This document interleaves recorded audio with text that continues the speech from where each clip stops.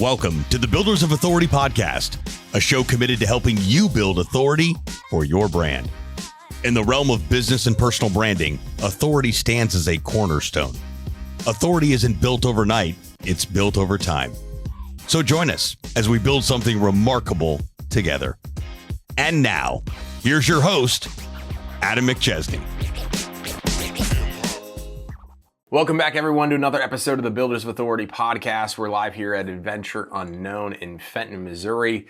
If you haven't been out to Adventure Unknown yet and you're in the St. Louis area, you're an entrepreneur, you're someone that's looking to build your network with incredible people at an awesome place with great amenities that's always having different events, this is the place to be. So send me a message. Would love to show you around here, even show you the studio that we have here where we are working with Punchline Productions to produce all these episodes and have amazing shows like we do today.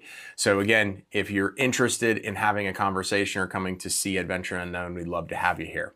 I'm joined today by a returning guest, and we have an exciting announcement. We shared it earlier this week on Monday at the time of this recording, but Brad Starnes with Talent Fuze is here joining me today to chat about how he sold Screamin Cow Marketing Group to us over at Builders of Authority.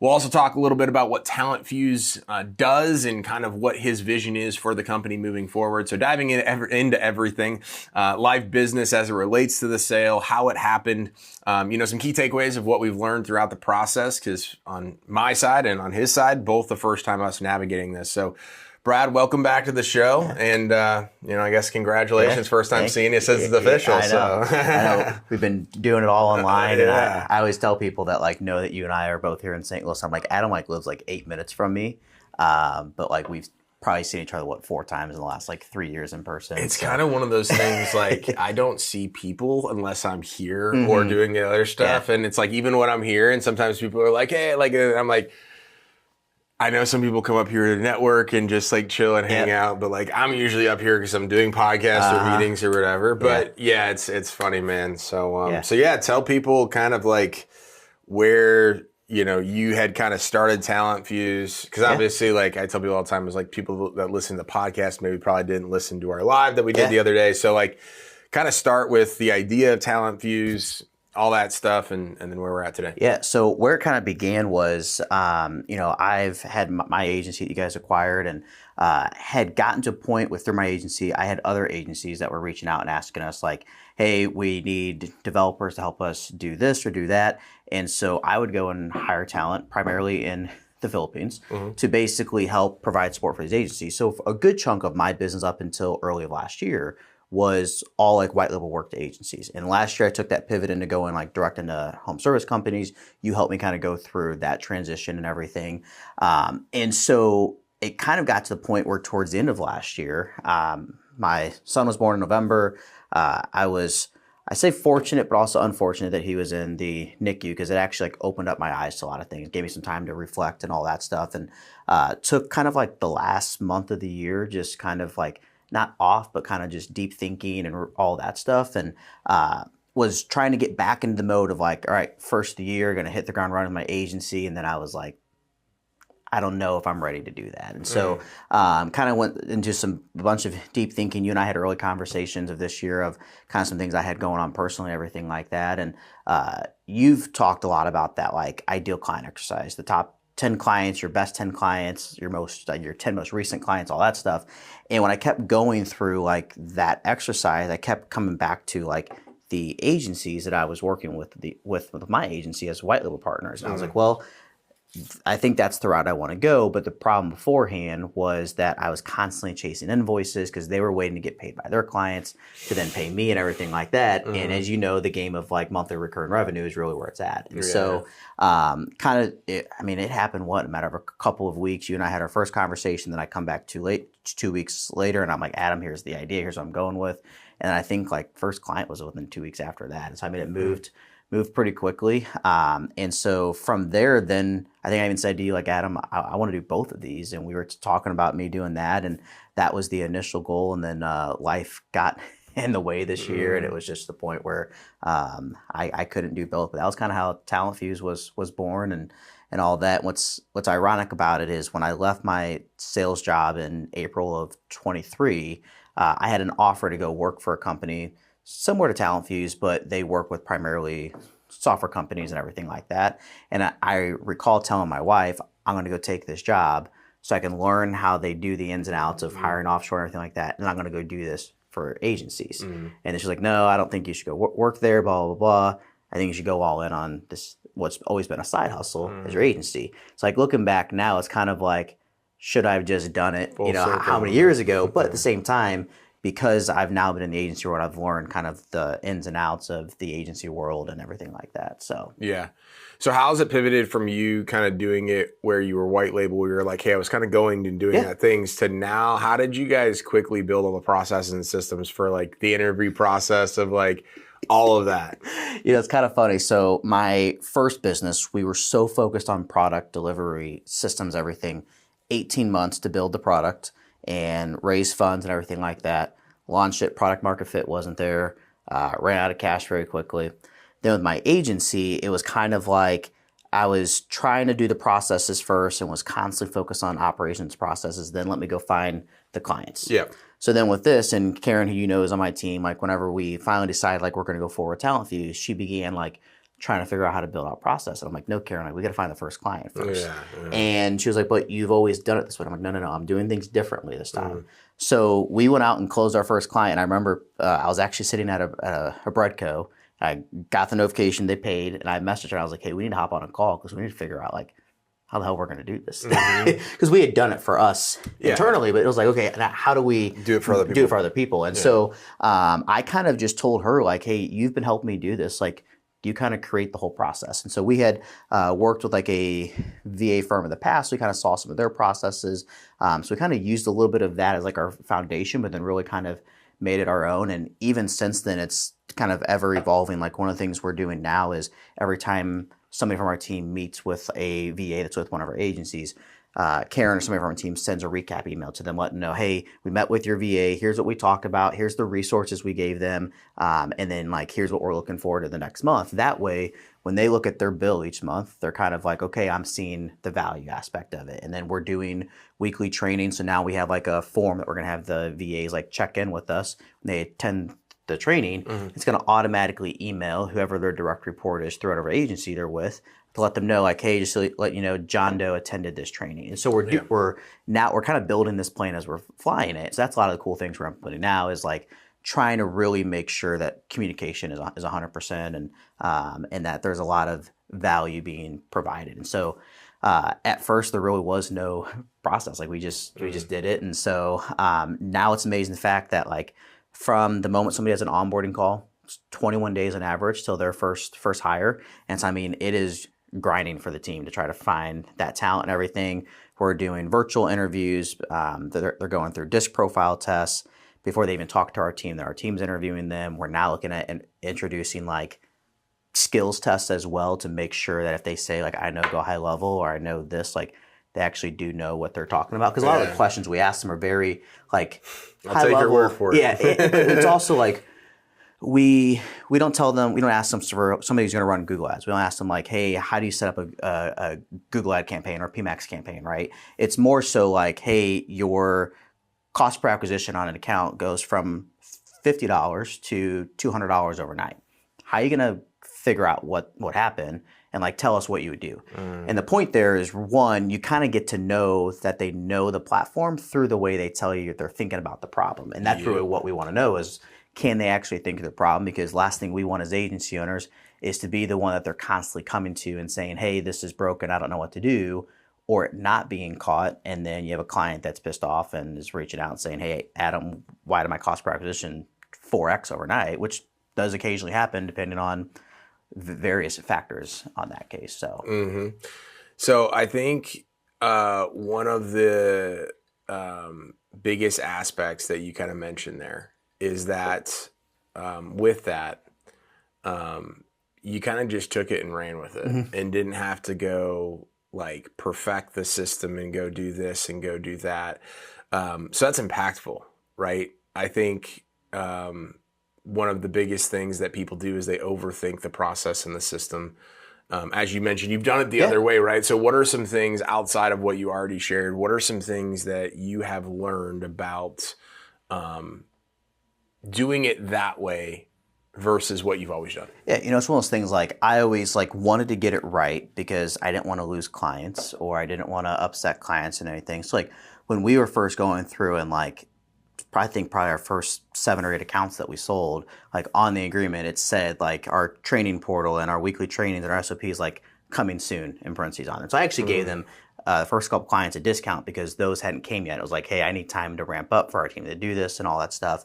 And so it's one of those things looking back, it's most people get it. We've all built something from nothing before. And I'm part of this agency mastermind. It's one thing that they celebrate every agency owner that's been at 10K MRR, 20, 30, 40, all up to $1 million, $2 million a year, and even beyond that. And they always say we all begin at the same place. And so I was always so worried about, even with my agency, I was so worried about what clients would think about, have we done the SEO campaign before? What are our results? All that stuff when we were using white label at the time. And it's usually those first couple customers don't care. They want to help and give you a chance and everything like that. And that's a lot of what we've seen. And now those same customers are seeing a lot of those changes and everything we're implementing. Even some of our clients, we have one client that's now I think hired 7 or 8 VAs with us. And so wow. They went from 1 to now 7 or 8. And so that they've been seeing the changes evolve as we're interviewing and going through the processes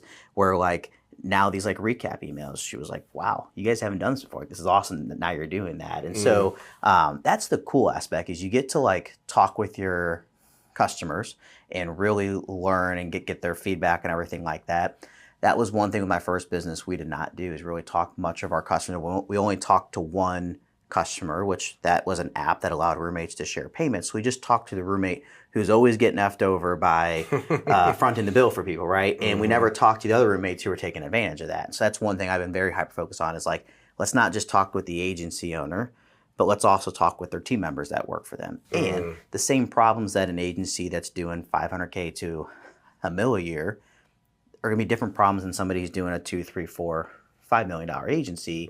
And so the way they see the value in your services as well is completely different because somebody's going to look at our mid-level plan and say I can't justify that investment with where I'm at versus somebody who's got 35 US people and they're looking to just provide support with offshore talent to their US team.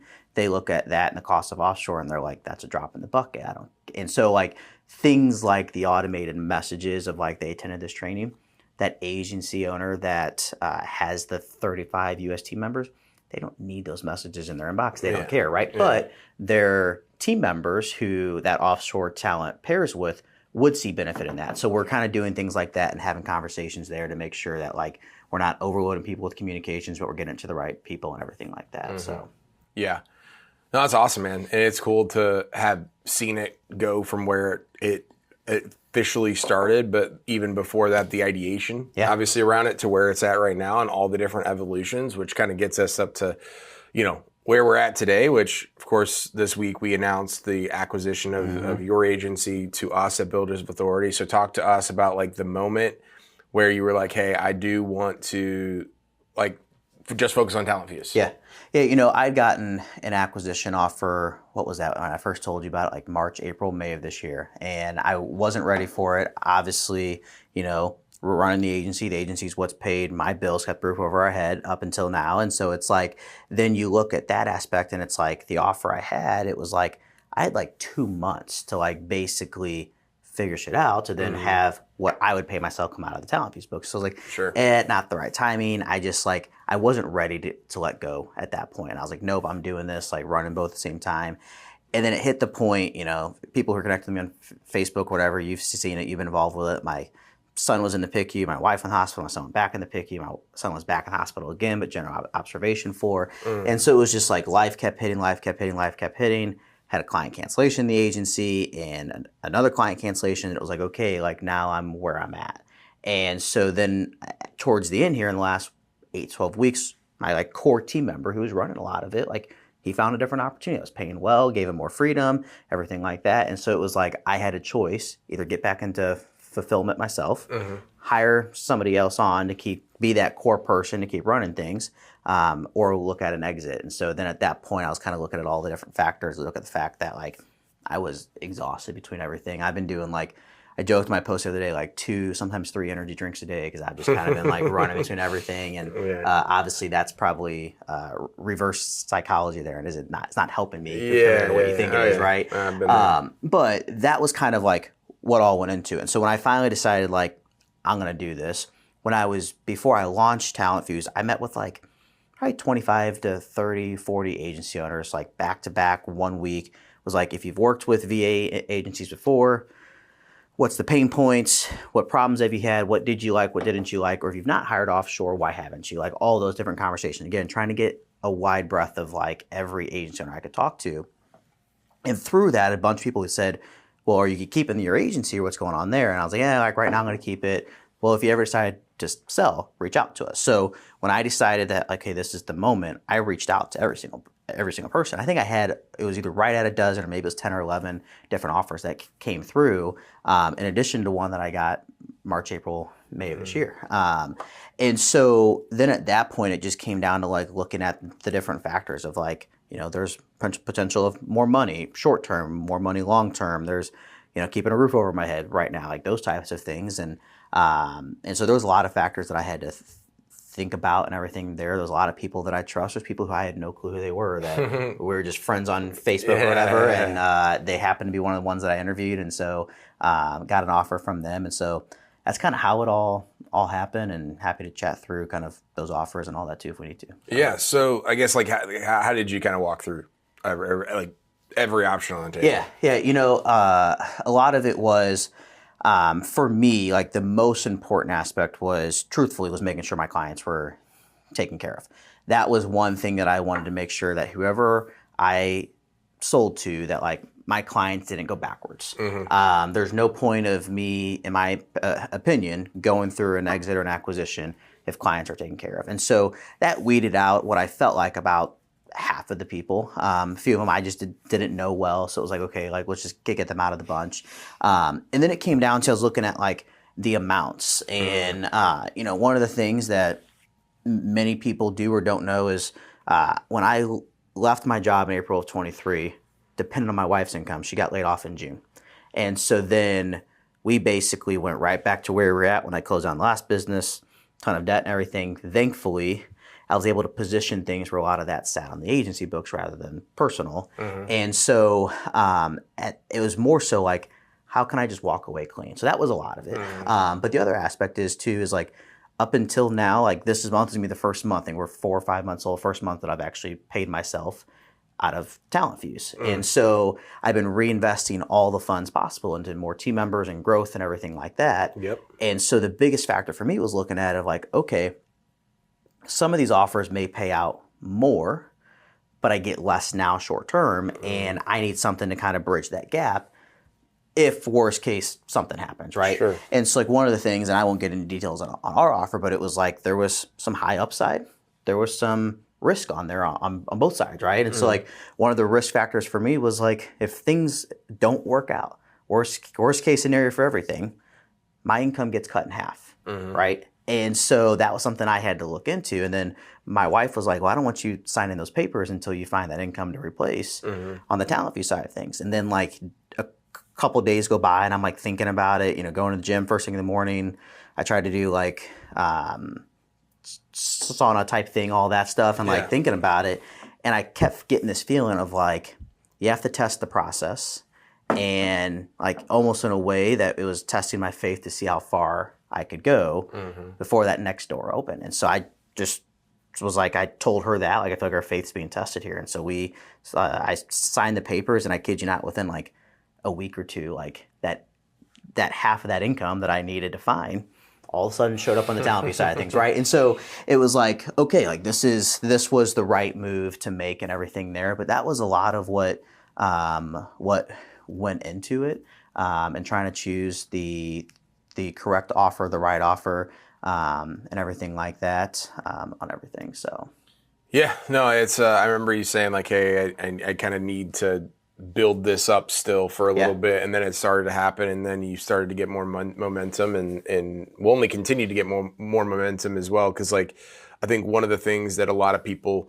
that I even had to learn back in 2021 when I was still and even for about a year and a half, I was literally the one as the CEO of the auto glass company, where it's like I had that, then I have the agency, and both require the same role of me, but the agency obviously needed a lot more of my attention. Yeah. Well, then the auto glass company started to struggle because there was no one actually running the company from a CEO or owner level. And so the longer you do that, and then the more success that each of them have, ideally, the more complex it becomes. So you either have to sell, you have to bring in somebody that has skin in the game. Yeah. So an employee turned part owner. I mean, there's a lot of different options to go do, but if you don't do it quickly, things will begin to crumble, and there will be that ripple effect. So it's cool to see, I think, how quickly it came to a mutual benefit for, I think, obviously the both of us, because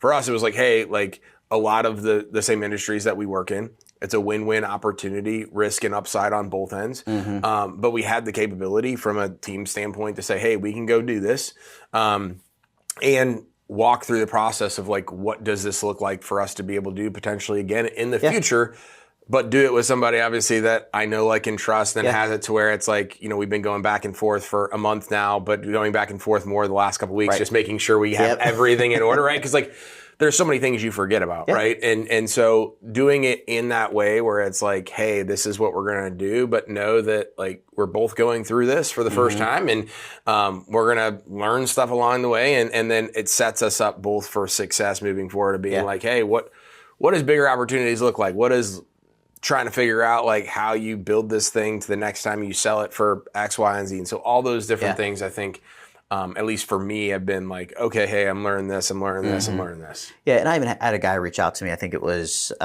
yesterday, that was like, hey, saw the exit, this and that. I'm unhappy with my agency. I feel like I wake up every day and just don't want to do it, and all those different things. And some different conversations that like you and I had. And so like he was like, I had these other ideas and I want to go pursue those, but I'm also like, is that shiny object syndrome? Is it not? Like that type of thing. And so like I think it was back in like October, November of last year, Karen actually brought the idea behind Talent Fuze to my attention. I was like, no, like that's shiny object. And so it's funny seeing everything now. But what I told him is like, I just had to take that leap, and then kind of like God, universe, whatever, showed me the rest of that way. But then what I was really trying to decide, because your point of like, you got these two businesses, one's going to pull more attention than the other. The agency was beginning, because that core team member left, to pull out more of my attention. Well, then I was looking at the numbers, and I'm sure you remember this. There was months I would call like a drought that I went through where I wasn't closing new clients in the agency. And then I'd close 2 or 3 in a month. And then I'd go months without closing people.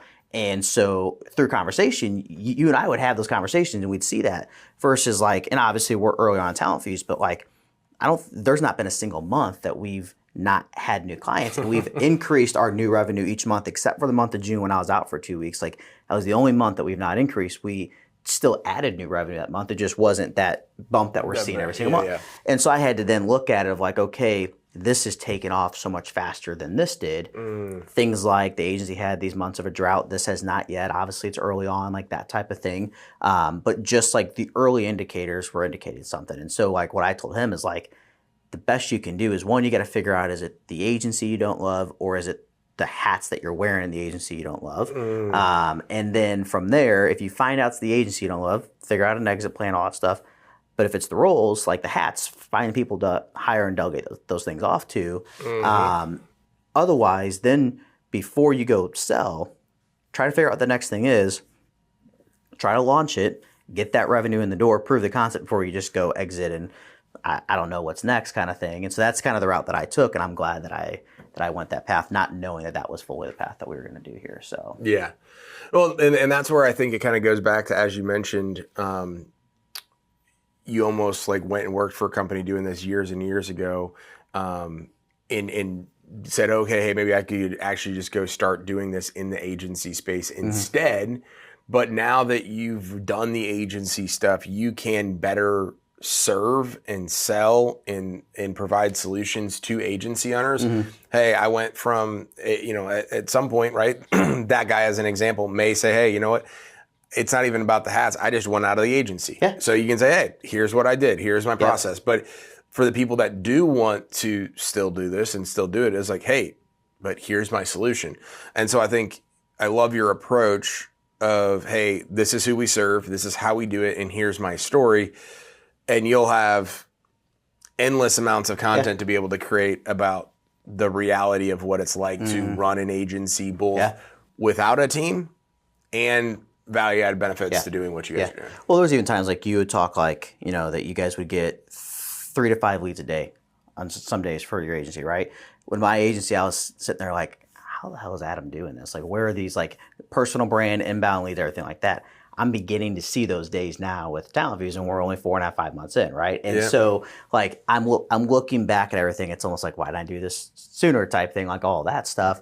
But it's one of those things. Like, if it's the way, if that's the direction, like you'll begin to see those things pick up pretty quickly and everything. Like, I'm having to force myself to not be online on my phone, like after core working hours, I can be with my wife and my son because I'm getting messages like crazy in the evenings and inbound leads, and I get tagged in a Facebook group, and now I'm getting a bunch of people reaching out to me and all that stuff. And it's like, okay, I'm finally seeing what you were talking about over the last couple of years, but it's because of that kind of foundation I laid with the personal branding aspect that now I saw the fruits of the labor in a way with the agency, but now I'm really beginning to see it with Talent Fuze. So that's awesome. So what are you like? I know we talked a lot about like where it started, the agency stuff, the sale now, everything you've been doing since. Like, what are you building for the future? What are you most excited about? So the unique aspect of Talent Fuze is like we're teaching people how to delegate, right? So I have to force myself to learn how to delegate better, because if I'm doing certain activities and I'm then preaching for agency owners to not do those activities, right? Like, so I got to preach it. And so, which is also that chicken and eggs situation. So my goal is to get to a point, and we're basically there for the most part. Like, again, I say I was unlucky but lucky. My son's been in the hospital this year, how many times? But because of that, it's forced me to like tell Karen and the team, figure it out. Figure it out. And like, I don't have time for this. And so they, like, once I sell an account, they run it for the most part. And there's things like, where's like a client right now is looking to hire like a WordPress developer that can build like custom themes, needs to know PHP, all that stuff. Something Karen and the team doesn't have expertise in, I have a little bit in. Okay, I'm going to jump in for that situation. But like, I'm keeping a log of like these things that like, okay, eventually I need to hand this hat off. So like, I need to have somebody eventually on board who is very good at WordPress development, knows code, all that stuff, so they can help in that area. So like, I'm looking at those things. And so, for me, it's making sure that we're running a machine where like, delegation is the whole thing aspect of it. Eventually I would love to get to a point where like I have my hands in multiple pots again, just like this season of life, it's not there. So my focus with Talent Fuze is like get it to a point where like I can have the opportunity to put my hands in multiple pots and everything like that. We're already at, right now, I think we have just over 30 VAs that we've helped hire. Nice. My initial first goal is for us to, by the end of this year, I want us to help hire 100 people.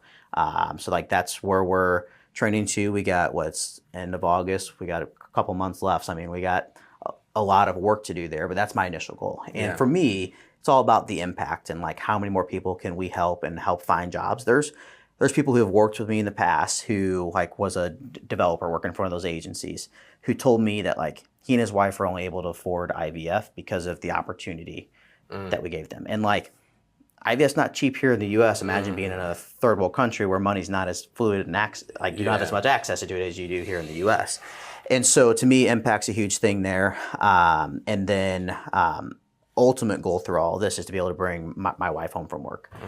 That's kind of been my goal this year to work towards. And as you know, what I've been working my ass off for and everything like that. And so I don't know if we'll do it by the end of this year, but hopefully by mid next year, something like that. It's kind of where it is. We're looking at there, looking to build more of like a ecosystem of people. And so a connection for agency owners to connect. But at the same time, if, we have 50 developers that do WordPress as an example. There's no point of this model if they can't then collaborate and everything like that. So building some of those pods in which they have peers to reach out to if like somebody's asking for this and they don't know how to do it, that they not only have us to lean on to, they have a peer of people. So it's kind of like a mastermind in a way for these VAs. And so we're building out all those processes to everything like that. And then next year, we're going to build out a client portal, which from the agency world, we hate client portals because we build them and like nobody looks at them.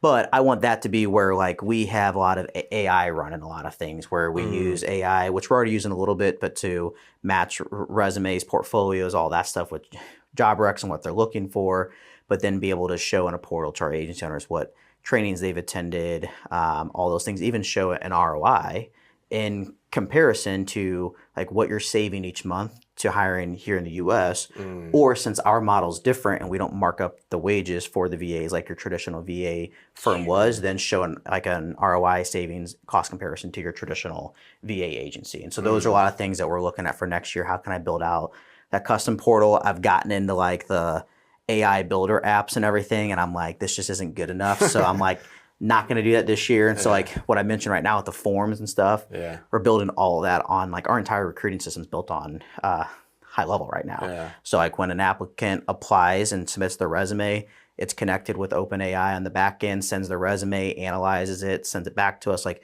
all that's connected through high level. And so like it's great for what we're doing now, but it's not client facing. So eventually I want a lot of that to be client facing as well on there too. So that's awesome, man. That stuff's exciting. I'm pumped for you, man. I appreciate you trusting me and my team to be able to take it over. But you know, it's for me, right? Like I have a lot of different stuff going on. If it weren't you, it probably wouldn't have done it, right? But I'm glad that we did do it.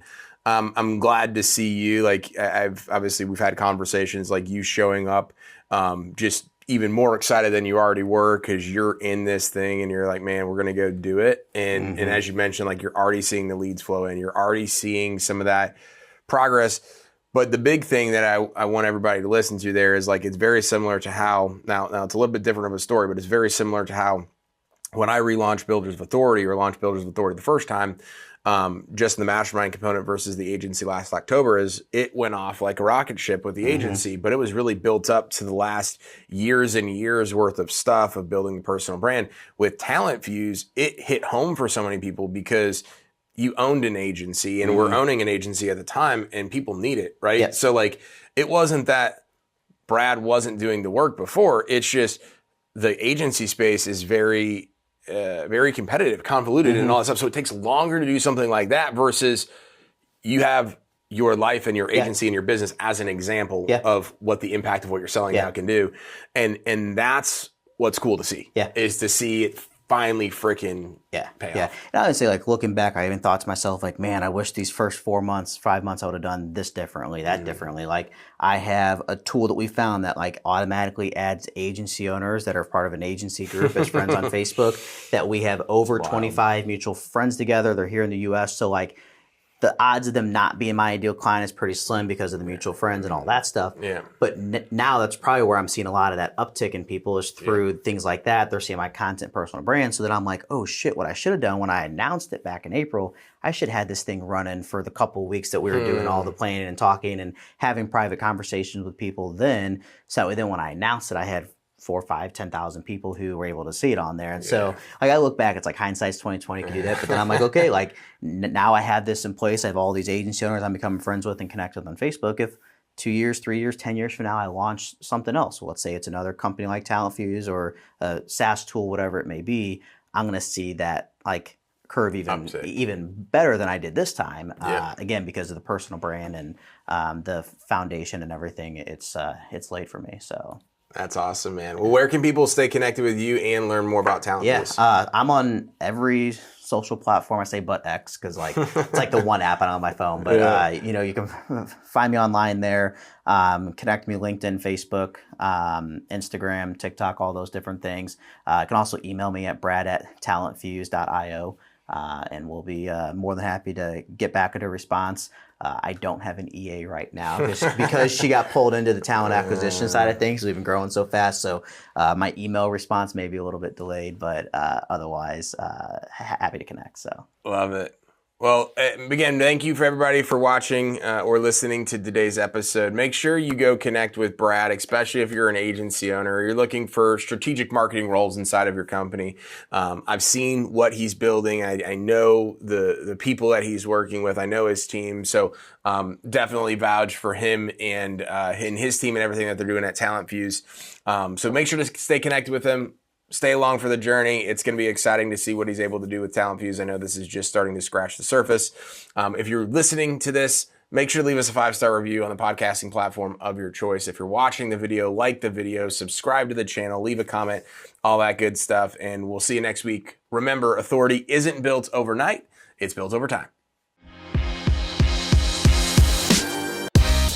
Thanks so much for tuning into this episode. We sure do appreciate it. If you haven't done so already, make sure you're subscribed to the show wherever you consume podcasts. This way you'll get notifications as new episodes become available. If you feel so inclined, please leave us a review. We sure do appreciate it. Until next time, friends.